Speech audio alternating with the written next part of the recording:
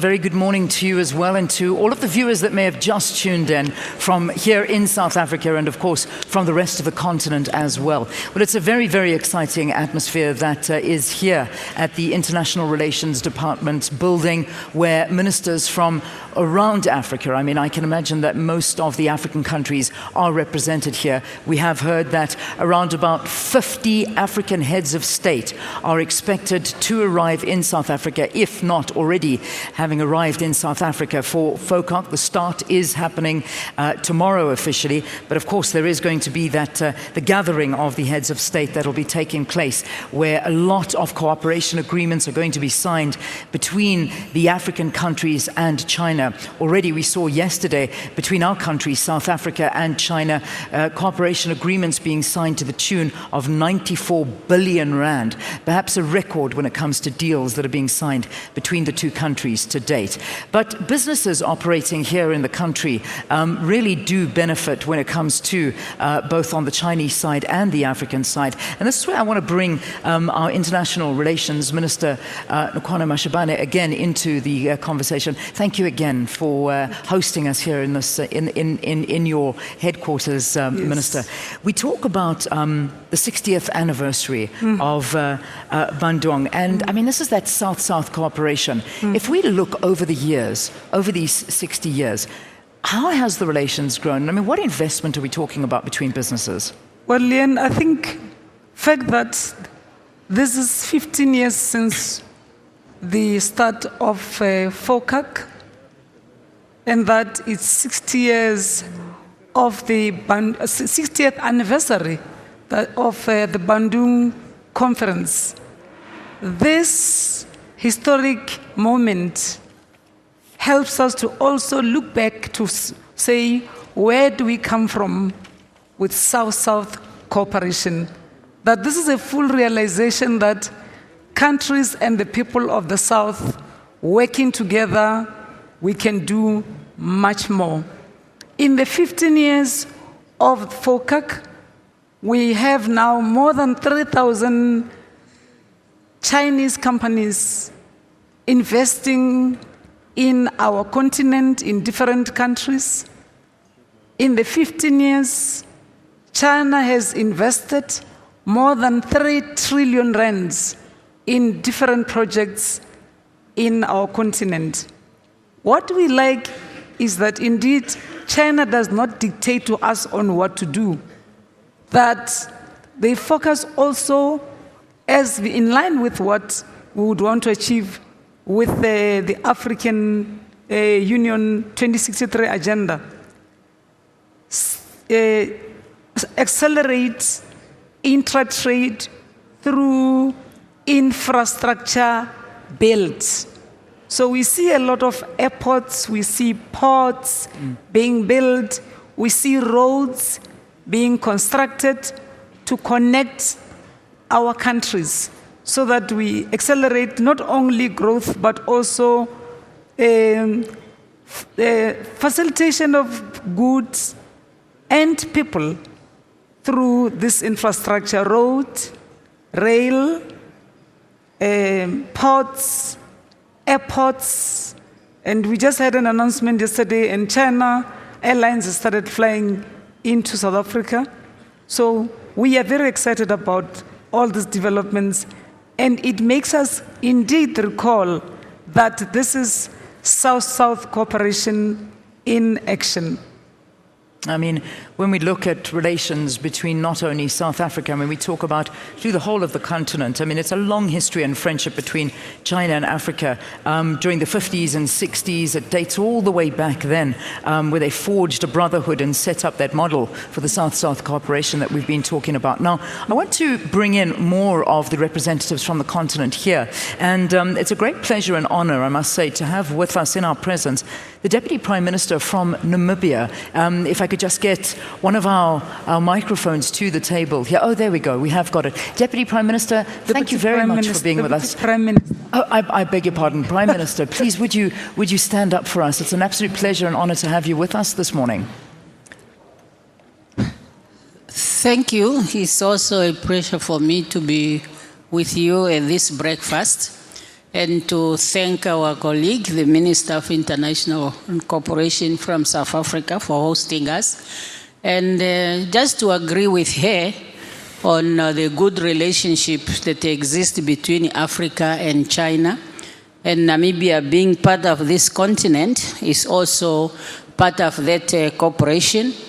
And we are expecting that from this forum, which our head of states will be engaged in as from tomorrow, it is aimed to strengthen that cooperation in order for Africa to ensure the implementation of Africa Agenda 2063. The Africa Agenda 2063 is the roadmap for Africa that is designing where Africa wants to be in 2063, which is 49 years from now. And we are seeing that this cooperation between us and China will definitely help us in the principle of win-win situation, whereby we have to eradicate poverty from the African continent and Africa to become an industrialized continent, whereby African people will be able to live out of poverty and really enjoy the fruits of their own sweat as citizens of this continent. And of course, China also will be able to benefit. So that is what we are expecting from this summit tomorrow, that we strengthen that cooperation. And poverty eradication is the key for us. We cannot accept the African continue to live under poverty. We cannot accept the Africans to be exposed and even risk their lives trying to go to other continents looking for prosperity. Meanwhile, they are leaving the African resources in the African continent. Our colleague from South Africa talked about education and training, which we consider to be very important in Africa, because we believe if our people have the necessary skills, they will be able to add value to our resources, and then they will remain in the continent and become partner in trade and investment with other countries, including China. So that is really what we are looking for. Win-win situation through partnership, in which both the people of Africa and the people of China will benefit, and we don't want anyone to be left out. We want everyone to share in the cake we are having. So we are really hoping that at the end of this summit, our principals will direct us as ministers, as the ambassadors, as how to move forward in ensuring the development of the continent, even in the face of climate change, which is also negatively impacting us. Energy is a serious issue in Africa, and without energy you cannot industrialize. So we are also looking at how we can match up with China to help us or to work together in bringing about industrialization and create the necessary jobs which our young people are looking for, because otherwise our young people can be exposed to any unfortunate situation if we are not taking care of them. So that is one of the focus we want to look at, as to how we can really empower young people, how we can give them the necessary skill, and how we can make them true entrepreneur and develop the continent and remain in the continent. And even if they go out, it's by choice, not because they are being forced by circumstances. So I thank you. Thank you very much, Prime Minister. Thank you. All right, I want to talk a little bit about business. We keep referring to business and some of the businesses that are operational, both from China here in Africa and on the continent, and also some South African companies and African companies that are operational in China. Let's first talk to a Chinese company that particularly has been operating here in South Africa for the last 10 years. Young Wang is from Koyo Elevators, and they're actually co-sponsors as well for this year's event that's taking place. So, Jan, thank you very, very much for being with us here on the program, and welcome to the breakfast. All right, we're just going to sort out the microphone there. Let's try again. Let's try. There we go. Thank you very much. Thank you, Isa. Excellent, lovely. So let's talk about business, and I mean working in Africa and the relations that you have with your partners. No problem. Actually, we have been here for 10 years.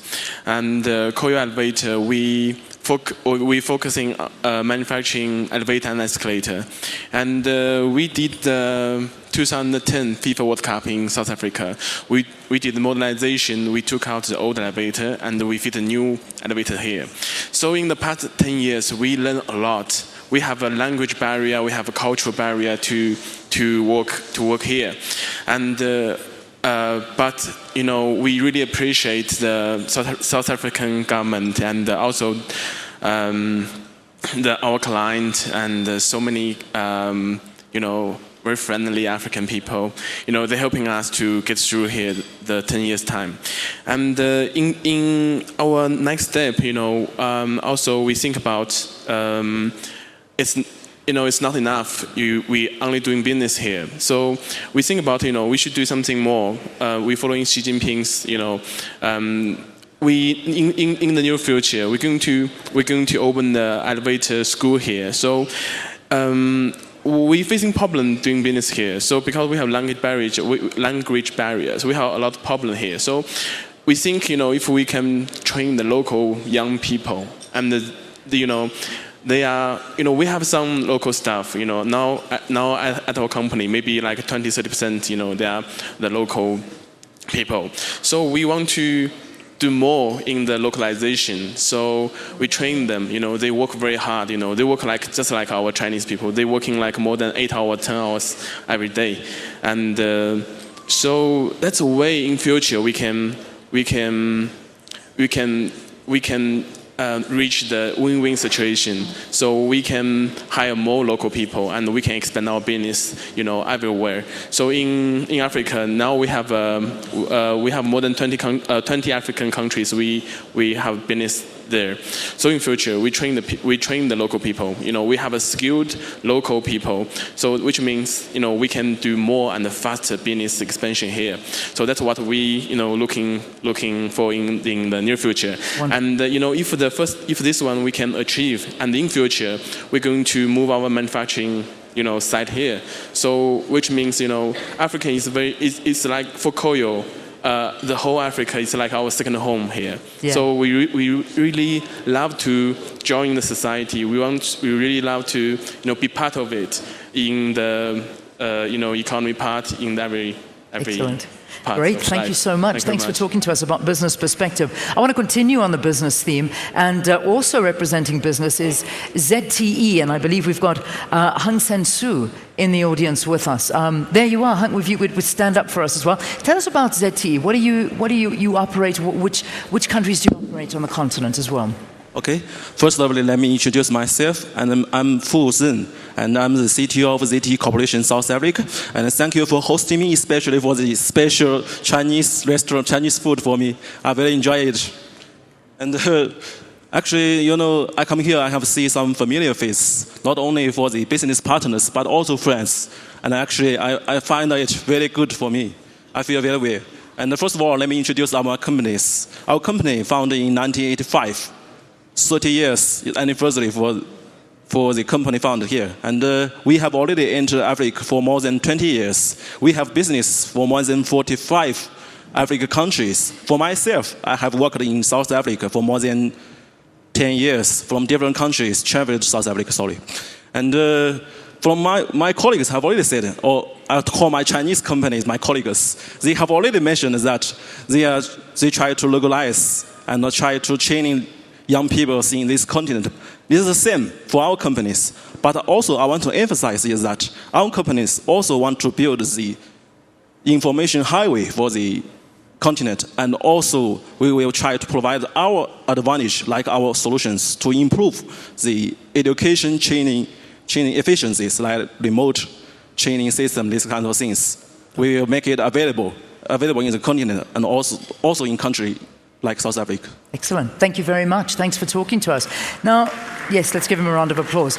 I also want to talk about and focus, just a final word from the business perspective of things. Not only Chinese businesses that are operating here in the country, but let's talk about African businesses that actually operate in China and that beneficial relationship. Now, not that there's a soccer league that we participate in, or perhaps we do, Ria Ledwaba. Ria, where are you? Ria, there you are. How can I miss you? Right in the front. Ria, it's so lovely to have you. Not necessarily talking about football this morning, or perhaps you are, I'm not too sure. But you're operating in the sphere when it comes to business in China. Talk to us about it. What is it like? So, thank you, Minister, for the opportunity of this forum. We are a black-owned air conditioning company in the country, supported by GRI China. It's a company that manufactures, is the #1 global air conditioning manufacturer in the world. Meaning that every air conditioning that you see in the world, 3 is manufactured by our company, which is GRI in Zhuhai, China. We see this, Minister, as an opportunity for us to showcase the quality of the GRI brand, the quality of the energy saving. We know that South Africa, right now, we have a problem of load shedding. We are going to showcase a new technology in air conditioning where you can use an air conditioner in the market without consuming electricity. It is one of the new technology that we are going to showcase at the convention center tomorrow. We know that South Africa, Minister, we're lagging behind. Let me say Africa, we're lagging behind in skills, especially in the air conditioning technology. We don't have technicians that are qualified to be able to install those air conditioning. And because of the support that we have from GRI China, we have established a training academy in the refrigeration and air conditioning, where we are in line with your government strategy of skilling young people into this market that we believe is a market for the future.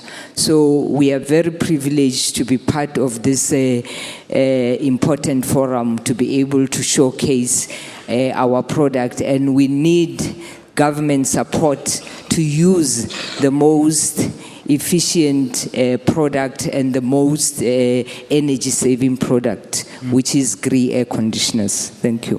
Thank you so much. Minister, we're talking practical examples now. I mean, this is what it's about. The businesses that are operating in both of the continents. Yeah. I mean, this is that beneficial relationship you were referring to. Very true.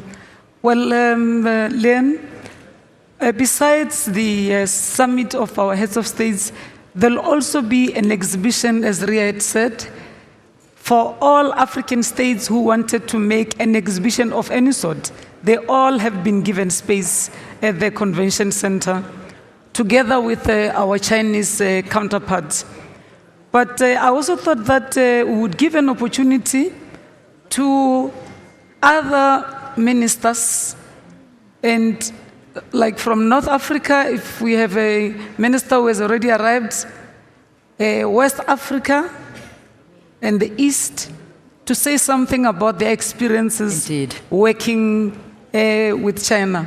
We also have a forum of first ladies who would be having their own separate meeting under the banner of their own organization called WAFLA. So there are many other interactions that are taking place. Yeah. There is a business forum that has already been taking place in this hall. We not only have ministers of international relations and foreign affairs, we have ministers of trade, we have ministers of finance and all that, but I thought if we could also just give a bite to the other regions of our continent to share with us their experience. And also in particular, acknowledge and give an opportunity to Mr. Zong, who is a special representative of the government of China. Let's pick up on that exactly right now. Mr. Zong, thank you so much for joining us this morning. I've seen you walking around the room, welcoming everybody, hugging everybody. It seems like you're friends with everybody here in this room. I mean, I know that your president, when he came here, he said it was strengthening the friendship that already exists between the African countries. talk to us about these friendships. I mean, we're dates to, and why Africa? Why such a strong relationship? It's so good to come back to South Africa. I was ambassador here 4 years ago. In I South worked here Africa. for 5 years, so we work very closely with Her Excellency Minister. And then after that, I was being appointed as special representative for African affairs for Chinese government. And I traveled around on this continent for 4 years. That's why I know some of the ministers here. We work together. We work for the peace and security in the continent. And also, we talked so much about how to develop for both of us, for China and for Africa. We have great plans here. And with our own experience, talking about 60 years ago, Bangun and all these roads and all this development we have a lot of things to share. I think that's the FOCAC means to all of us. And though China is now become the second economy in the world, we still regard ourselves as a developing country. Even more, we still regard ourselves friends and a member of the developing society in this world. We have a lot to share, and we can work together, we cooperate together. Thank you. Thank you for being with us this morning. Thank you very, very much. Let's now talk to our minister that is here represented from Angola. There we go, I think. They're sitting at the table over there, Dr. George Chikoti. And we do know that Angola and China are their second biggest trading partners, just behind South Africa on the continent. Thank you so much for being with us here. Thank you. Talk to us a little bit about your relations between the countries. Well, I think what I can say is that my country, Angola, has benefited a lot in the last few years, particularly after Angola went out or finished with the war. We first had a first agreement with China of $2.5 billion to start the construction or reconstruction of the infrastructure in Angola. And this then went on to a further cooperation between Angola and China. Angola has been supplying to China oil, and Chinese investments in Angola have increased. China is one of the most important partners of Angola today, particularly in building and rebuilding the infrastructure. We have built 12,000 kilometers of roads, most of them with Chinese companies. About 1,400 kilometers of railway line with China. We've got many important ports being built with China. This year we went to China, and President Dos Santos and President Xi Jinping made another agreement of $6.5 billion to build a dam that will supply electricity to Angola so that we can launch the industrial development of Angola. I believe that we have a very good cooperation with China. We have become, in the last few years, one of the greatest partners of China, and indeed we do intend to build this relationship. I think it's important for Africa as well. We do wish that other countries, I think other countries in our region also do have a good relation with China, and I think it has allowed in the past few years the growth rate of our economies globally, and I think that it is beneficial for our continent. So those are some of the insights we can mention with China, and I think there is more to come. We have trained many students in China as well, and I think we're still sending students to China today. Minister, so those are some of the elements I can say. Some of the elements. Thank you very much. Thank you so much for talking to us about those relations between Angola and China. Another country that, of course, has very, very secure relations and good relations with China, not to mention other African countries, that is of Nigeria. And I believe the minister from Nigeria is also represented here in the room. I'm sure if you could raise your hand and we could just get a microphone to you. I mean, when we look at some of the projects that are financed there, it's since 2004, from rail, power, military, aid equipment, telecoms, also the new terminal at Abuja Airport being funded and assisted by the Chinese. Let's talk a little bit more about the relations between Nigeria and China. Nice to have you. Welcome. Thank you very much, and also to thank our hosts. for the excellent reception we've received in this wonderful country since we have been here. Yes, you're absolutely right. The cooperation between Nigeria and South Africa is extremely strong. And China is extremely strong. And of course, on one side, as a country, we supply petroleum, oil to China. But in the area of infrastructure, China has been extremely supportive, assisting with the building of some railway lines, the airport refurbishment, and also soft loans and medium loans to a number of Nigerian businesses. So we really do have a relationship that we are building on. Excellent. Thank you very much for talking to us from the Nigerian perspective. The largest economy here on the African continent, and certainly growing with lots of benefits between the two countries as well.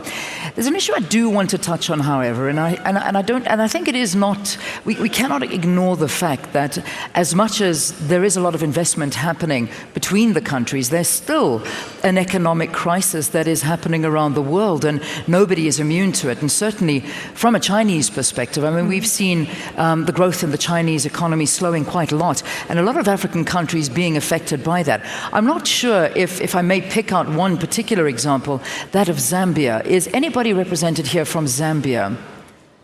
Anyone from Zambia? Perhaps we could just get a Zambian perspective. And I know that, when you look at Zambia, for instance, the trade of copper between the two countries is a massive, massive trade and industry.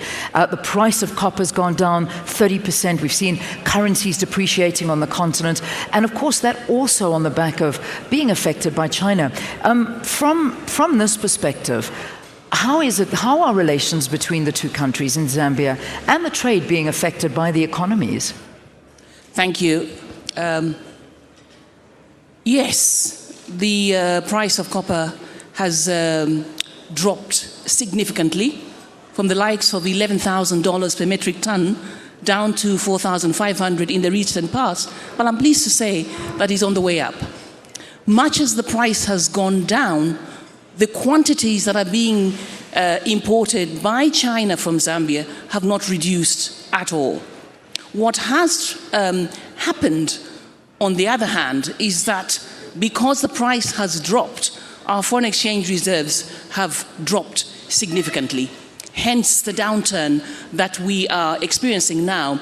But more importantly, it is the impact of the reduced electricity supply to the mining sector and industry at large that has also impacted our economy. So it's a double whammy. Because of the reduced amounts of rain from the last 2 seasons, we've had to reduce the supply of electricity significantly.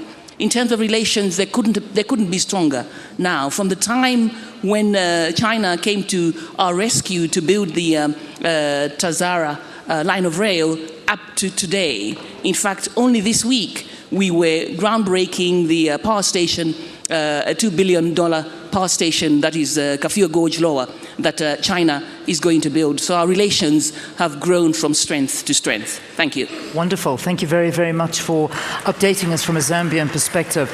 Not obviously pretending that the finances are all good and that, of course, we've got, a difficult time when it comes to the economies around the world. An interesting country, and perhaps one of the newest members to add to the fold, South Sudan. And we have got them represented here in the room today.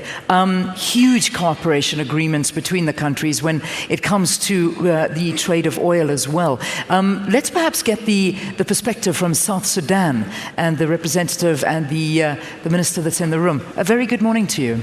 Good morning. Thank you very much for giving me this opportunity.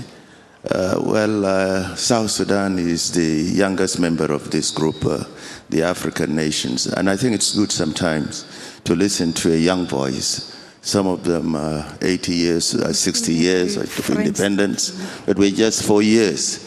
I must also appreciate Her Excellency, the Minister of External Relations and Cooperation of South Africa, for hosting this wonderful cooperation forum between China and South Africa, the whole of the continent of Africa. For South Sudan, we believe we are doing a lot with the People's Republic of China. In the area of oil industry, China actually is involved in 40% of oil production in South Sudan. They are also involved in some of the areas which are actually by Chinese companies in telecommunications related to issue with the infrastructure. But my advice and our voice would be, let us translate this relationship into reality of the need that we have in Africa with regards to infrastructure. We hope the loans that the countries need here will transform into industrialization, as said by the Prime Minister of Namibia. Because if we don't have industrialization on this continent, so that the enormous resources that we have on the continent are translated into effective involvement and creating an environment for youth employment on our continent, then the win-win situation cannot be truly reflected. And I think that should be the basis. And based on what Africa wants, I think is also crucial in the choice of projects we choose, the commitment to finance these projects with the result that China should also benefit as a win-win situation. So for us in South Sudan, I hope this conference, with our friends, the Chinese who are here, Mr. Zong has also contributed a lot to peace process in my country. And by the way, since all the foreign ministers are here, I would like to say that we are implementing our peace agreement. So this idea that there is still killing going on in South Sudan is not there. We want your support to support the peace implementation, which is crucial to the development that we are sitting here this morning. Right. And I congratulate my friends, the Chinese, for abandoning one-child policy. I think that will be good. From being 1.3, maybe next time will be 2.5. Thank you very much. Thank you so much. South Sudan talking to us, as we say, the new kid on the block here on the African continent. All right, we're running out of time. I think we've got less than 5 minutes left of the broadcast, but I really do want to get a perspective from, particularly when it comes to West Africa. Are there any West African countries that would like to just address when it came to the devastating situation of Ebola and the support that was received from China during that time? I know that when we look at the aid that was received, it was in excess of $117 million in aid. And I know that there were a lot of healthcare workers that were sent out, medical workers to come and effect, again, just supporting the continent in that way. Anyone from West Africa that would like to stand up and talk about the relations between the two countries? If not on the West African perspective, we'd love to chat to somebody as well from Guinea, perhaps Guinea. Is anybody from Guinea here that would like to talk? There we go. All right, we're just going to get a mic just to the back of the room. If you don't mind, just giving us a very, very quick update from your perspective. Thank you very much. I'm from Liberia. During the period of the Ebola crisis in the region, I can record China was one of our partners that responded first, and not just first, but very effectively. In fact, one of the most direct response we got at that time when China flew into Liberia and the two other worst affected countries, medical supplies and medical supplies by an airplane, and not just that, but also built a 200-bed Ebola treatment center in Liberia, which was manned by about 500 members of the China Liberation Army.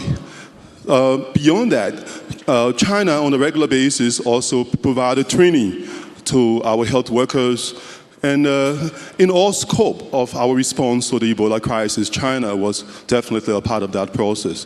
So the Chinese contribution was extremely enormous and remarkable. Thank you. Thank you so much. From Guinea talking to us here. Minister, we always say we do have fun on these broadcasts, but they do end very, very quickly as well. I'll leave the final word with you. Well, the final word is indeed Africa is on the rise. The only other continent in the world with the youngest population that is growing. Not only the population, but the economy of this continent. China has chosen a good friend. We have confirmed that South-South cooperation can indeed work. And through this historic summit in South Africa, Africans are going to be engaging at all sectors with their Chinese counterparts. We've started with this senior officials meeting, as I said. We think we are ready to start now in a few minutes' time with our ministerial meeting, and we will hand over a good drafts to our heads of states. And we are very, very happy that we are confirming the vision not only of Agenda 2063, but of our forebearers who met in Bandung in 1960. I thank you. Thank you very much. That pretty much so. Thank you so much to all of our guests, and of course to our host here in the beautiful Oliver Reginald Tambo building of the International Relations and Cooperation Department in Pretoria. Minister Nkoana-Mashabane, thank you for having us here. And to all of our guests, ministers, prime ministers, and all other dignitaries that are here for a very, very important week of discussions that will be taking place. Starting at 9 o'clock this morning, you got a glimpse, a very small glimpse into the relations between China and Africa, which of course will all be culminated into FOCAC that begins officially tomorrow. It's been wonderful coming to you live, and we're back again with you tomorrow morning.